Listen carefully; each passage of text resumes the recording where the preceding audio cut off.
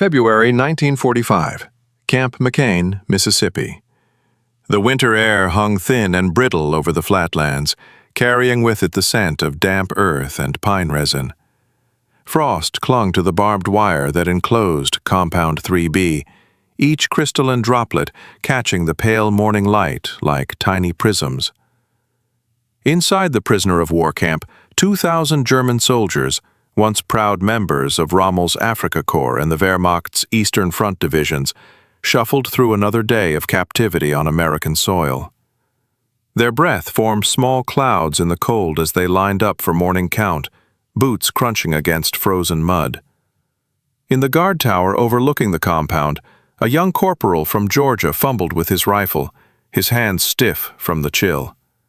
He was 20 years old, barely educated past the 8th grade, a white man who'd never traveled beyond 3 counties before the Army sent him here.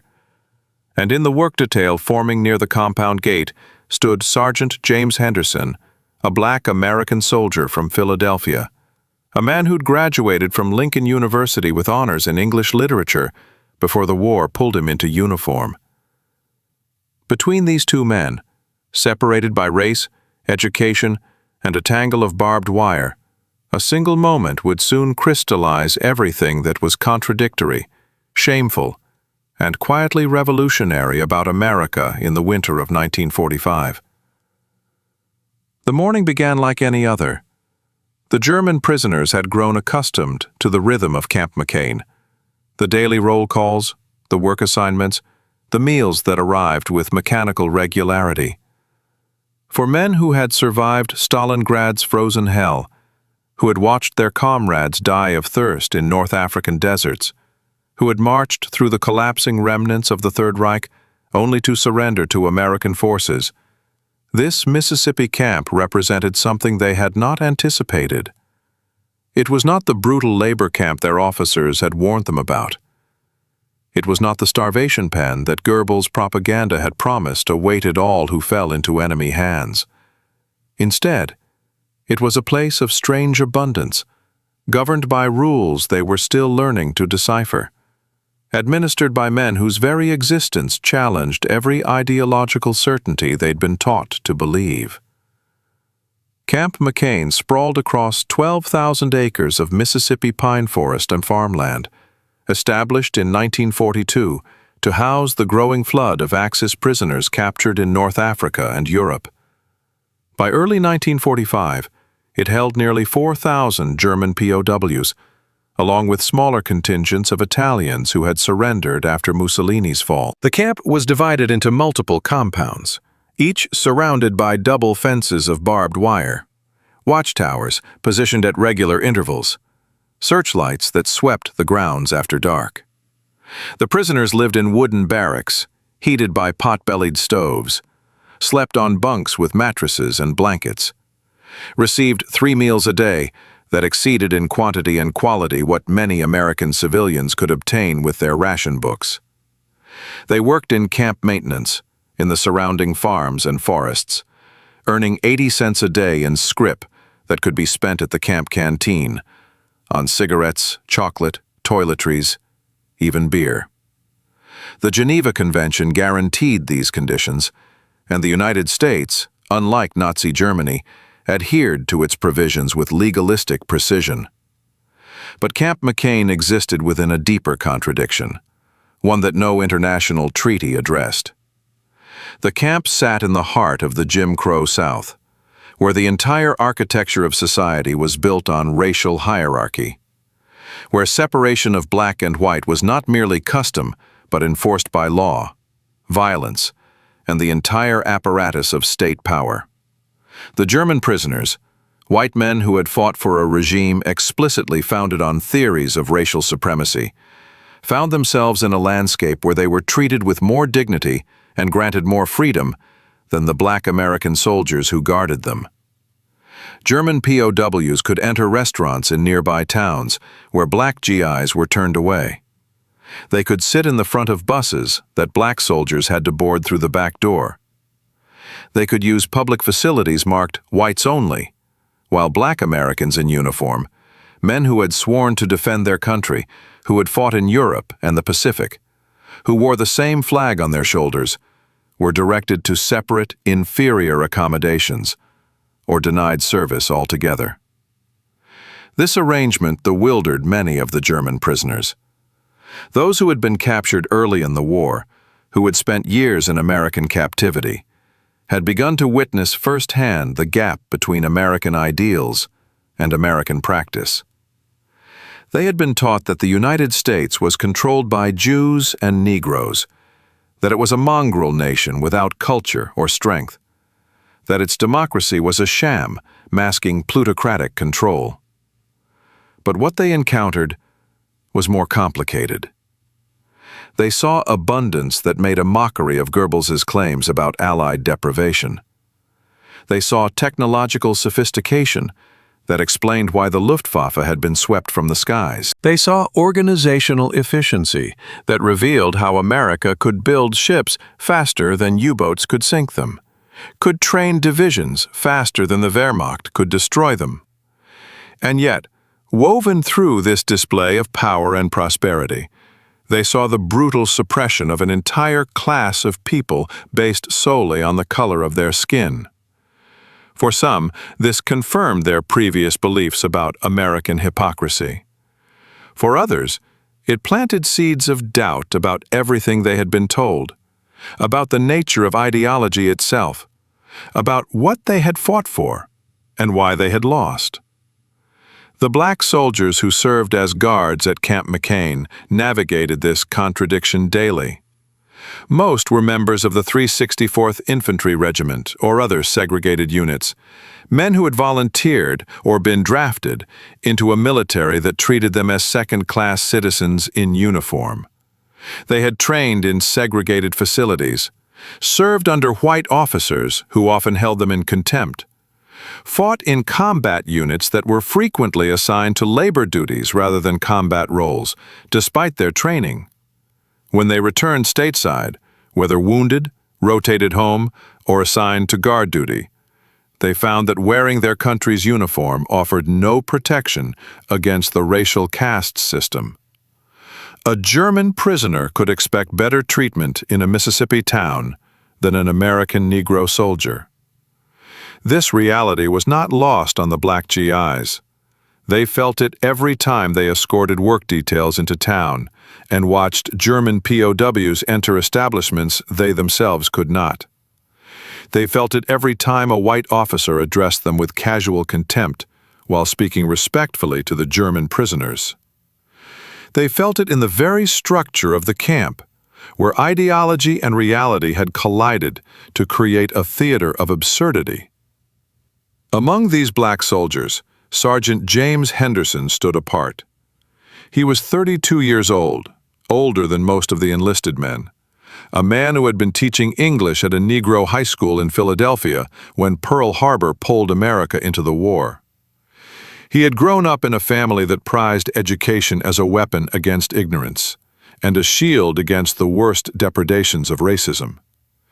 His father had been a Pullman porter, a member of the Brotherhood of Sleeping Car Porters, A. Philip Randolph's union, that had fought for dignity and fair wages. His mother had worked as a domestic for a wealthy white family while taking night classes at Temple University.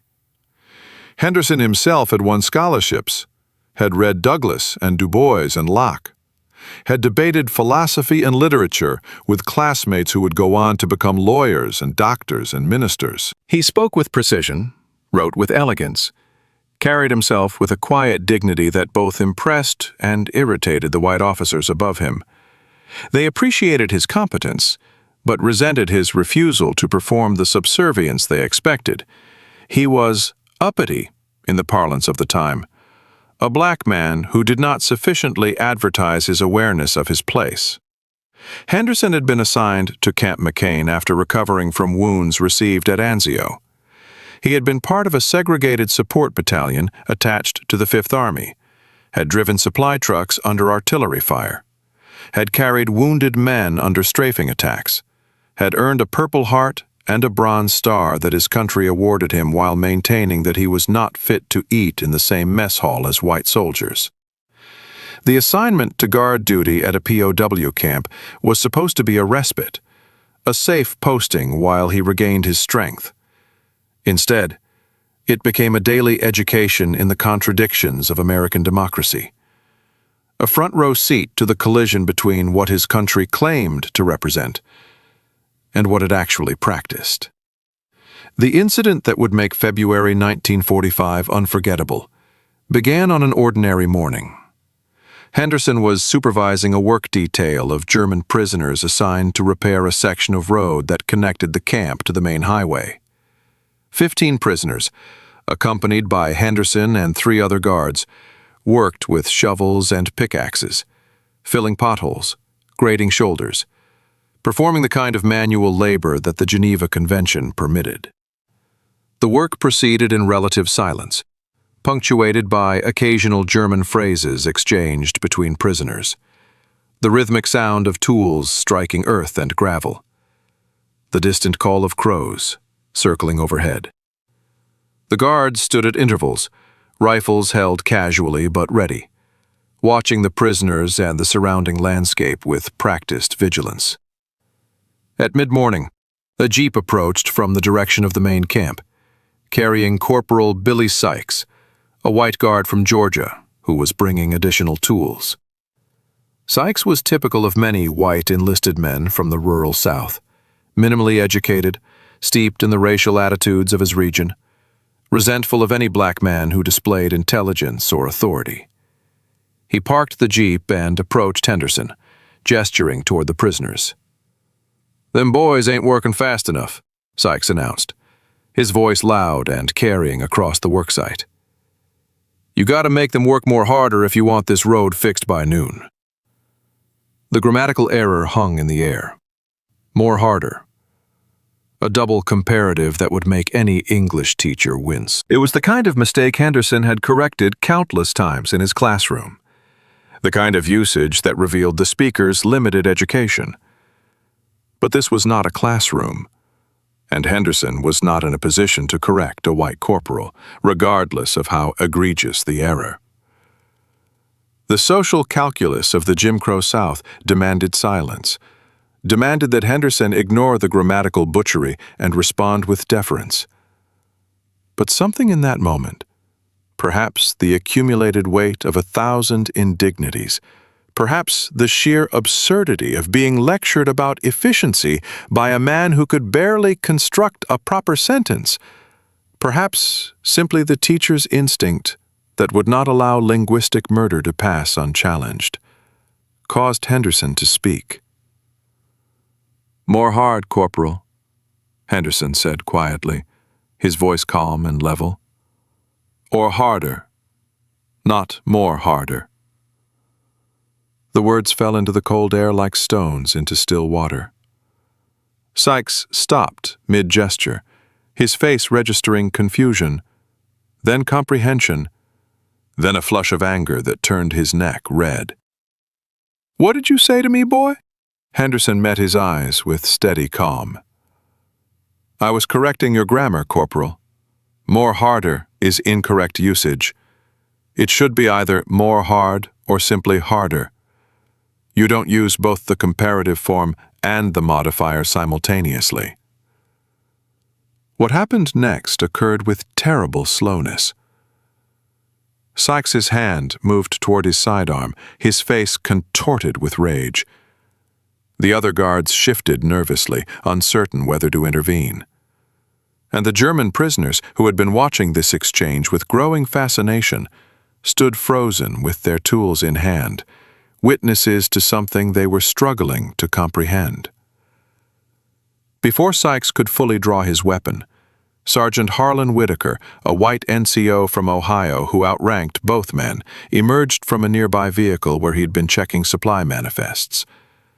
Whitaker was a veteran of the North African campaign, a man who had learned that competence mattered more than color when bullets were flying, though he kept such sentiments private in the Jim Crow military. "Stand down, Corporal," Whitaker barked. "Holster that weapon." Sykes complied, but his eyes remained locked on Henderson, promising retribution. Whitaker turned to Henderson, his expression unreadable. "Sergeant Henderson, report to the command post when this detail completes its assignment." "Corporal Sykes, you're dismissed. Return to your regular duties." The work detail resumed in heavy silence. The German prisoners returned to their shovels and pickaxes, but their movements were mechanical, their attention elsewhere. They had just witnessed something unprecedented in their captivity. A black American soldier correcting a white soldier's grammar in front of prisoners and fellow guards, asserting intellectual authority in a system that denied him social equality. And they had seen the white soldier's reaction, the instinctive reach for violence, the intervention of a higher authority that diffused the immediate danger but promised consequences. Among the German prisoners on that work detail was Oberleutnant Klaus Dietrich, a former schoolteacher from Hamburg who had been commissioned as an officer in the Wehrmacht and captured at the Falaise pocket in France. Dietrich spoke good English, had been educated at university before the war, and possessed the kind of observant intelligence that made him both a valuable translator in the camp and someone who thought deeply about what he witnessed. That evening in the barracks, he would write in the journal he kept hidden beneath his mattress, a violation of camp rules, but tolerated by guards who understood that some men needed to process their experience in writing. His entry for that day read, "Today I witnessed something I cannot fully explain. A Negro sergeant, clearly an educated man, corrected the grammar of a white corporal in front of us prisoners. The white man reacted as if struck, reached for his gun, was prevented from violence only by the intervention of another sergeant. We returned to camp in complete silence. The Negro sergeant's correction was delivered without malice, simply as a statement of fact, as a teacher might correct a student. But here, in this place where Negroes are treated worse than we prisoners, such an act of intellectual assertion becomes revolutionary. I do not know what will happen to him. I do know that I will never forget the calm in his voice when he said, 'More hard, Corporal,' or harder. Not more harder. It was the voice of a man who knew he was right, who could not pretend otherwise, regardless of the cost." News of the incident spread through Camp McCain with the speed of wildfire in dry grass. By evening, every prisoner, every guard, every officer had heard some version of the story. The details varied in the telling. Some accounts had Henderson challenging Sykes to a duel of wits. Others had him delivering a full lecture on proper grammar. But the essential facts remained consistent. A black sergeant had corrected a white corporal's English in front of German POWs. The racial and social order that governed the camp, that governed Mississippi, that governed the entire segregated military, had been momentarily inverted. And everyone waited to see what the consequences would be. Henderson was summoned to the office of Captain Robert Morris, the white officer who commanded the guard detail. Morris was a career Army man from Virginia, a graduate of VMI, a man who believed in discipline, order, and the social hierarchies that had governed his world since birth. He sat behind his desk when Henderson entered, did not invite him to sit, studied the man before him with a mixture of irritation and grudging respect. "Sergeant Henderson, I've received a report of an incident on the work detail this morning. Corporal Sykes claims you showed him disrespect in front of prisoners. He's demanding that I bring you up on charges of insubordination. What do you have to say?" Henderson stood at attention, his voice calm and measured. "Sir, I corrected Corporal Sykes' grammar when he used improper English while giving orders. I intended no disrespect. I simply could not let such an error pass without comment." Morris leaned back in his chair, his expression hardening. "You couldn't let it pass? Boy, do you understand where you are? This is Mississippi. You don't correct white men down here, grammar or no grammar.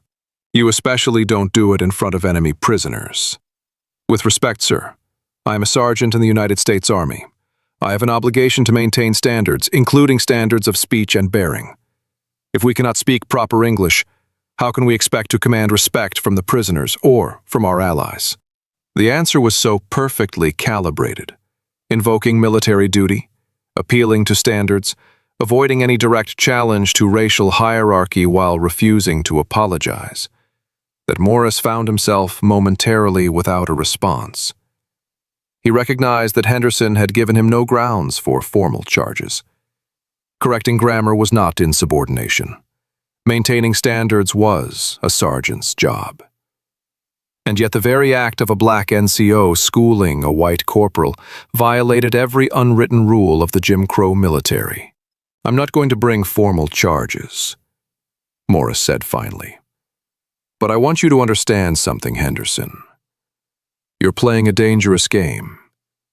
The only reason Sykes didn't shoot you is because Whitaker intervened. Next time, you might not be so lucky.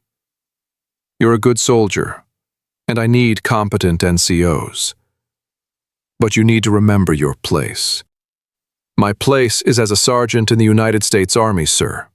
That is the only place I recognize." Morris stared at him, seeing in Henderson's eyes something that troubled him.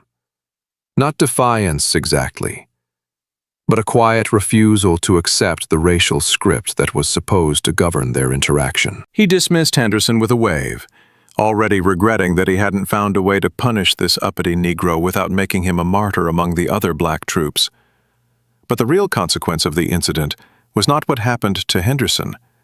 It was what happened to the silence.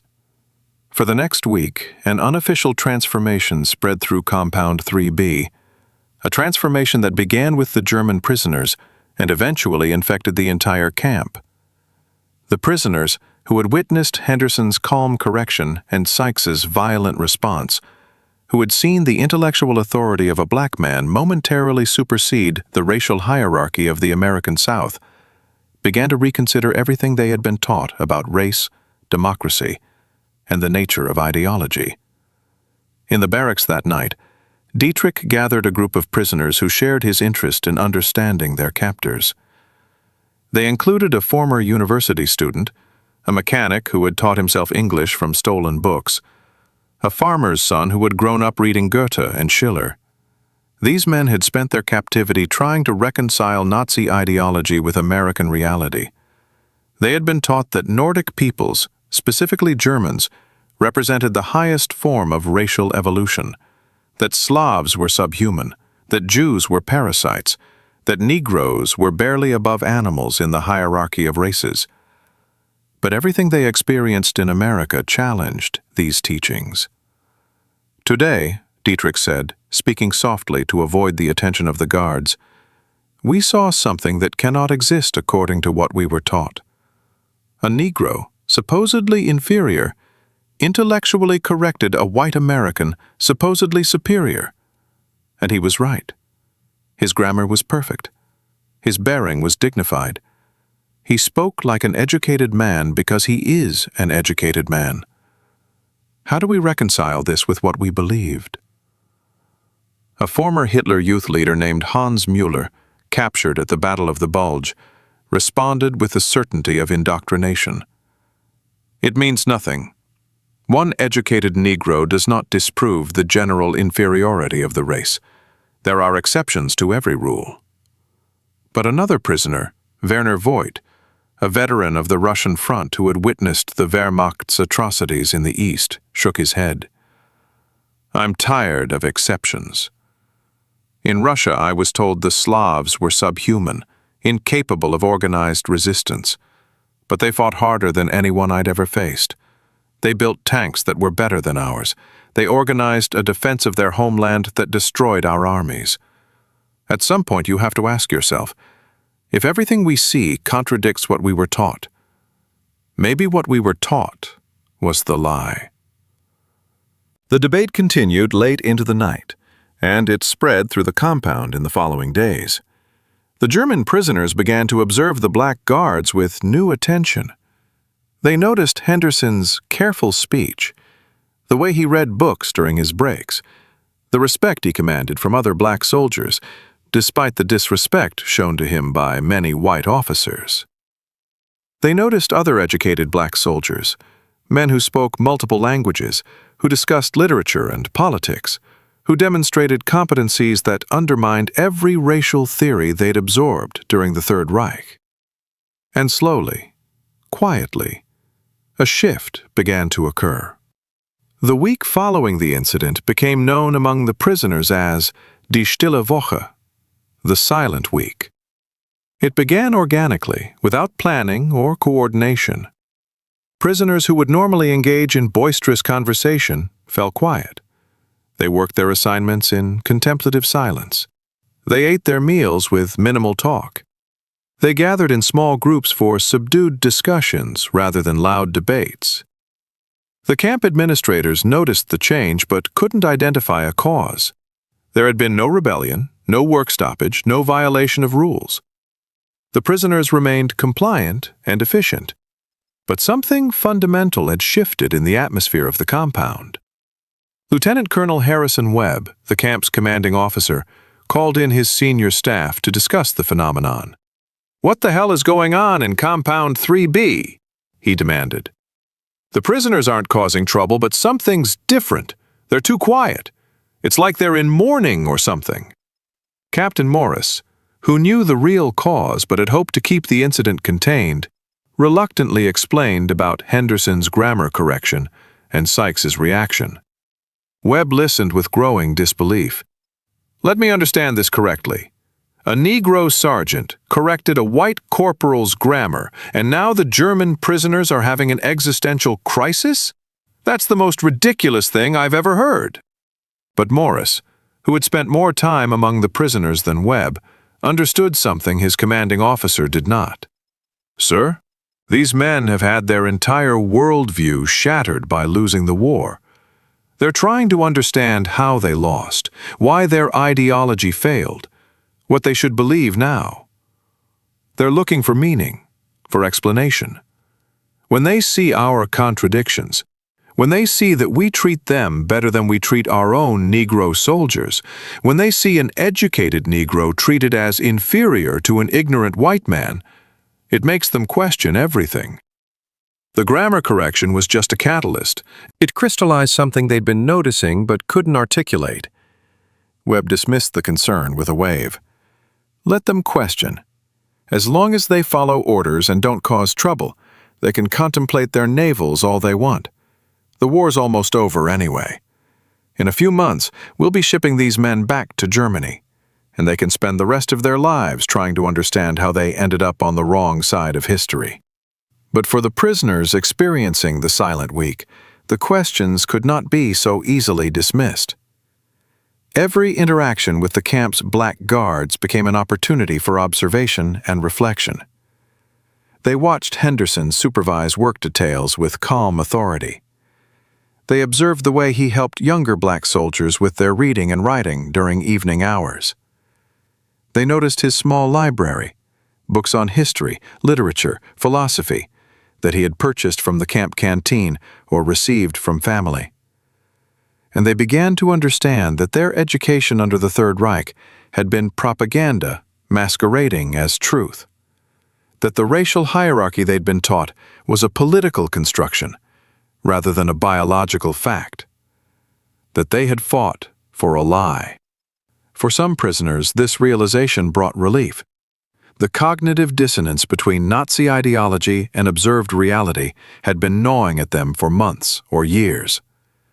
Henderson's moment of intellectual authority gave them permission to abandon beliefs that no longer made sense, to accept that they had been deceived by their leaders about the fundamental nature of humanity. These men would return to Germany after the war and become part of the generation that rebuilt their country on different foundations, that rejected the racial theories that had led to such catastrophe. For others, the realization brought anger and denial. They clung to their ideology more fiercely, interpreting the contradictions they witnessed as evidence of American hypocrisy, rather than proof of Nazi falsehood.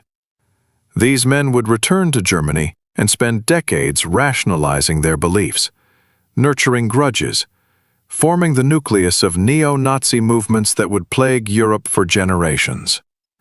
The Silent Week forced a choice upon them, and some chose to double down on their hate, rather than abandon the worldview that had given their lives meaning during the war years. And for still others, the realization brought a kind of paralysis. They neither fully embraced new understanding nor clung to old beliefs. They existed in a liminal space of uncertainty, aware that something fundamental had changed in their thinking, but unable to articulate what should replace the ideology they had lost. These men would carry the Silent Week with them for the rest of their lives, a moment of profound cognitive dissonance that would color their perception of politics, race, and human nature. Throughout that week, Henderson went about his duties as usual, seemingly unaware of the philosophical earthquake he had triggered. But those who knew him well, fellow black soldiers who had shared his barracks, who had listened to his evening discussions about Du Bois and Washington, Locke and Hughes, understood that he was very much aware. Henderson had always believed that education was a weapon, that the ability to speak and write with precision was a form of power that could not be wholly suppressed by Jim Crow laws or military regulations. His correction of Sykes had not been impulsive. It had been deliberate, a calculated assertion of intellectual authority in a system designed to deny him any authority at all. "You knew what would happen," said Sergeant Robert Coleman, Henderson's closest friend in the camp, during one of their evening conversations. "You knew Sykes would react that way. You knew it would cause problems. So why did you do it?"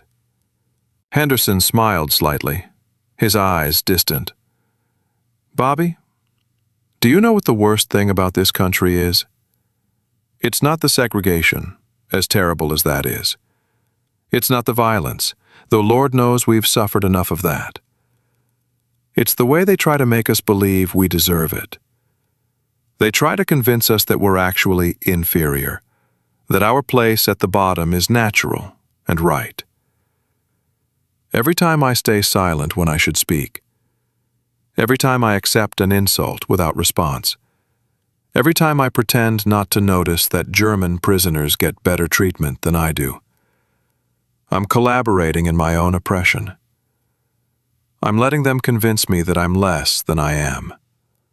"But one grammatical correction isn't going to change the system," Coleman objected. "No, it isn't. But it reminds me, and anyone else who was paying attention, that the system is based on a lie. That corporal couldn't construct a proper sentence to save his life, but the system says he's superior to me." The German prisoners saw that contradiction. They saw that race and intelligence don't correlate the way they'd been taught. Maybe they'll think about that. Maybe some of them will take that understanding back to Germany and teach it to their children. Or maybe they won't. But at least I didn't collaborate in the lie. At least I spoke truth when I had the chance. The conversation reflected a larger debate occurring among black soldiers throughout the segregated military. For decades, activists like W.E.B. Du Bois had argued for the talented 10th, the idea that educated black Americans should lead their race to equality by demonstrating their capabilities. Others, like Booker T. Washington, had advocated for economic advancement through vocational training and accommodation with white power structures. The war had added new urgency to these debates. Black soldiers had fought for democracy abroad while being denied it at home. They had worn the uniform of a nation that treated them as second-class citizens, and they had returned from combat determined not to accept the racial order that had existed before the war. Henderson embodied this determination, but he did so quietly, without the rhetoric of protest or the organization of resistance movements. His weapon was language itself, the ability to speak and write with such precision that his intellectual authority could not be denied, even by those committed to denying his humanity. In this, He was part of a long tradition of black intellectuals who had used their mastery of European languages and literary forms as a tool of liberation. Frederick Douglass had done it in the 19th century, using his eloquence to challenge the claim that enslaved people were incapable of sophisticated thought. Paul Robeson was doing it in Henderson's own time, using his command of multiple languages and his artistic achievements to advocate for civil rights. And thousands of anonymous black soldiers, teachers, preachers, and writers were doing it daily, asserting their humanity through their command of the tools that the dominant culture claimed as markers of civilization. The silent week eventually ended. Life in Compound 3B returned to its normal rhythms of work, meals, and evening recreation. But something had changed permanently. The German prisoners who had witnessed Henderson's moment of intellectual authority carried that memory with them through the remaining months of their captivity and into their post-war lives. Some would later write memoirs or give interviews describing their time in American POW camps, and a surprising number mentioned encounters with educated black soldiers as transformative moments that challenged their ideological certainties. One such memoir, published in Germany in 1962, was written by Klaus Dietrich, the former schoolteacher who had kept a journal during his captivity. In a chapter titled "The Grammar Lesson," he described the incident with Henderson and its aftermath. In that moment, when the Negro sergeant quietly corrected the white corporal's English, I understood that everything we had been taught about racial hierarchy was a political construction rather than a natural fact. I had been educated at university, had studied philosophy and literature, had considered myself an intellectual. But I had accepted without question the Nazi theories about race because they were presented with the authority of science and the weight of state power. It took a moment of profound cognitive dissonance, seeing a supposedly inferior man demonstrate obvious superiority in education and bearing, to break through my indoctrination. The week of silence that followed was not orchestrated or planned. It was simply the organic response of men who had seen something that shook their foundational assumptions and needed time to process what it meant. Many of my fellow prisoners could not or would not abandon their racist beliefs. But for those of us who did, it began with that grammar lesson in a Mississippi prisoner of war camp, delivered by a man who refused to pretend he was less educated than he was, regardless of the personal cost. For Henderson himself, the incident faded into the background of his war experience. He continued his duties at Camp McCain until the war ended in May 1945. He participated in the massive demobilization that followed, returning to civilian life in late 1945 with his Bronze Star and Purple Heart, his sergeant's stripes, and his memories of a war that had been fought ostensibly for freedom and democracy, while his own country denied him both. He returned to teaching in Philadelphia, spending 3 decades educating young black students in segregated and later integrated schools. He married, raised 2 daughters, watched the civil rights movement transform American law, if not always American hearts. He spoke rarely about his military service, and when he did, he focused on his combat experiences in Italy, rather than his time guarding German prisoners in Mississippi. But the incident lived on in the memories of those who had witnessed it or heard about it. It became part of the oral history of Camp McCain, passed down among the black soldiers who had served there. A story about a man who had insisted on his intellectual equality in a system designed to deny it. It became part of the collective memory of the German prisoners who had been there. A moment that some tried to forget and others cherished as the beginning of their denazification. And decades later, when historians began documenting the experience of black soldiers in World War II, when they uncovered the contradictions and ironies of fighting fascism abroad while living under Jim Crow at home, Incidents like Henderson's grammar correction emerged as small but telling examples of the daily resistance that Black Americans practiced, even within the constraints of the segregated military. The symbolic weight of that correction, "More hard, Corporal," or "harder," not "more harder," echoed far beyond its immediate context. It represented the assertion of intellectual authority in a system that denied such authority to Black Americans. It represented the refusal to collaborate in one's own degradation, even when such refusal carried personal risk. It represented the power of education as a tool of liberation, the way that mastery of language could challenge hierarchies that seemed unassailable. And it represented the contradiction at the heart of American democracy in the Jim Crow era. A nation that proclaimed universal principles while practicing systematic oppression, that treated enemy prisoners better than its own citizens, that asked Black men to die for freedoms it refused to grant them. The silence that fell over Compound 3B in the wake of Henderson's correction was the silence of men confronting uncomfortable truths. For the German prisoners, it was the truth that their racial ideology had been a lie, that the hierarchy they had fought to defend had no basis in human reality.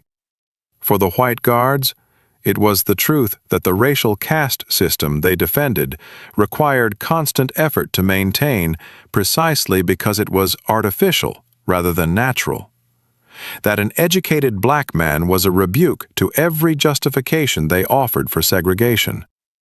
For the Black soldiers, it was the truth that they were serving a country that did not fully consider them citizens, that their uniform offered no protection against the system they were expected to uphold. And for Henderson himself, it was the truth that speaking one's mind, asserting one's knowledge, and refusing to participate in one's own diminishment required courage in a society structured around the opposite. The week passed. The camp returned to normal. The war ground toward its conclusion. In May, Germany surrendered unconditionally. The flow of prisoners into American camps ceased. The long process of repatriation began. Throughout that summer and fall, German prisoners were processed, sorted, and gradually shipped back to a homeland that lay in ruins. Klaus Dietrich returned to Hamburg to find his city devastated by Allied bombing, his school destroyed, his family scattered. He rebuilt his life in the new Federal Republic of Germany, eventually resuming his career as a teacher. He never forgot the grammar lesson in Mississippi, and in his own classroom he made sure his students understood that education was not merely the accumulation of facts, but the development of critical thinking that could resist ideological indoctrination. He never spoke of his Wehrmacht service with pride, but he spoke often of his captivity in America as the period when he learned to think for himself. Henderson remained in the Army Reserves after the war, was called back to service briefly during the Korean conflict, and finally retired from teaching in 1975. He lived to see the Civil Rights Act, the Voting Rights Act, the legal dismantling of Jim Crow. He lived to see his daughters attend integrated universities, marry, pursue professional careers that would have been impossible in his youth. He lived to see a partially transformed America, one still struggling with racial inequality, but no longer legally enshrining it. When he died in 1989, his obituary in the Philadelphia Tribune mentioned his military service, his decades of teaching, his community activism. It did not mention a February morning in Mississippi when he had corrected a white corporal's grammar and inadvertently triggered a crisis of ideology among German prisoners of war. But those who had been there remembered. A handful of letters from former German prisoners arrived at his funeral. sent by men who had tracked down his address through veterans organizations.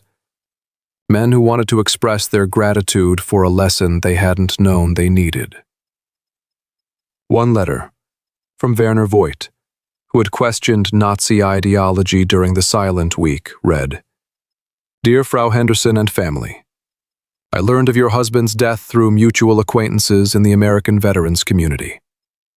Though we never spoke directly during my captivity at Camp McCain, I witnessed an incident involving your husband that changed my life. In February 1945, he corrected the grammar of a guard in front of several prisoners, myself included. It was a small thing, a simple grammatical correction, but it shattered the ideological certainty I had carried with me into captivity. In that moment, I understood that everything I had believed about racial hierarchy was false. I returned to Germany determined to build my life on different principles. I became a teacher, like your husband. I made sure my students learned the dangers of ideological thinking and the importance of judging people as individuals, rather than as members of racial or ethnic groups. I tried to pass on the lesson your husband taught me without knowing he was teaching it. Please accept my condolences and my gratitude. The world lost a good man, and I lost a teacher I never properly thanked." The letter was one of several, each telling a version of the same story, each describing how a moment of intellectual assertion by a Black American soldier had caused a German prisoner to question and ultimately abandon the racial theories that had shaped his participation in the Wehrmacht. Collectively, they testified to the power of small acts of resistance, to the way that individual integrity could ripple outward through time and space to affect lives the actor never directly touched. Henderson had corrected a grammatical error because he was a teacher who could not tolerate linguistic incompetence, and a man who refused to pretend he was less educated than he was. He had not intended to deprogram German prisoners or challenge Nazi ideology, but his simple insistence on intellectual standards in a context where he was expected to remain silent had done exactly that.